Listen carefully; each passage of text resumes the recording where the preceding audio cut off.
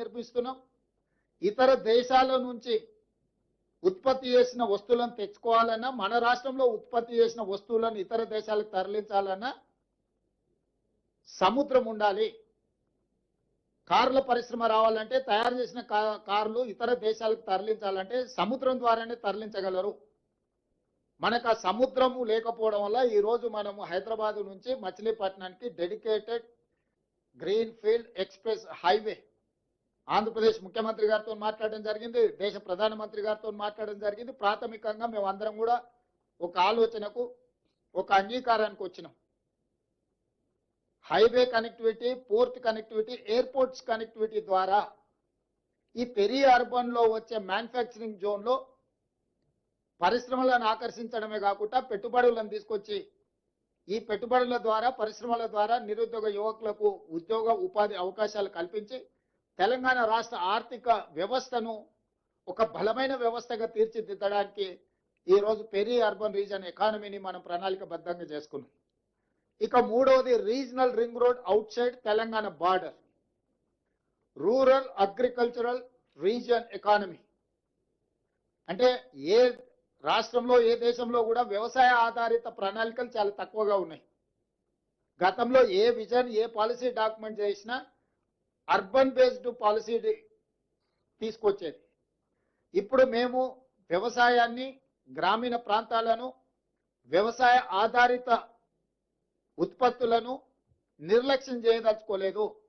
ఈ స్టేట్ ఎకానమీలో వాళ్ళ స్టేక్ హోల్డర్స్గా మార్చదలుచుకున్నాం రైతులను, వ్యవసాయ ఆధారిత పరిశ్రమలను. వ్యవసాయాన్ని పెంపొందించడం ద్వారా ఆర్గానిక్ ఫుడ్ కావచ్చు, అగ్రికల్చర్ పార్క్స్ కావచ్చు, అదేవిధంగా ఫ్రూట్స్ అండ్ వెజిటబుల్స్ కావచ్చు, వీటికి సంబంధించిన పరిశ్రమలతో పాటు seed bowl of India Telangana, మన భూములు విత్తనాలను ఉత్పత్తి చేయడానికి అనుకూలమైన ప్రాంతం. మన భూములు మంచి కూరగాయలు, పండ్లు, ఫలాలు పండించడానికి, చాలా సేంద్రియ వ్యవసాయానికి చాలా ఉపయోగపడే భూములు. అందుకే regional ring road outside Telangana border వరకు రూరల్ అగ్రికల్చర్ రీజన్ ఎకానమీ కింద దిస్ ఈస్ కాల్డ్ రేర్, ఒక రేర్ పాలసీని మనం తీసుకొస్తున్నాం. మీకు తెలంగాణ ముఖ చిత్రాన్ని చూస్తే ప్యూర్ రేర్.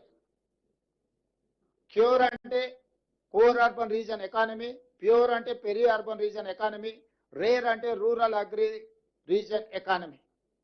ఈ మూడు రకాల వ్యవస్థలను, ప్రణాళికల్ని, ఈ అంశాలకు సంబంధించిన వాటి అన్నిటిని కూడా పొందుపరిచి, క్రోడీకరించి తెలంగాణ రైజింగ్ 2047 ఒక విజన్ డాక్యుమెంట్ తీసుకొస్తున్నాము.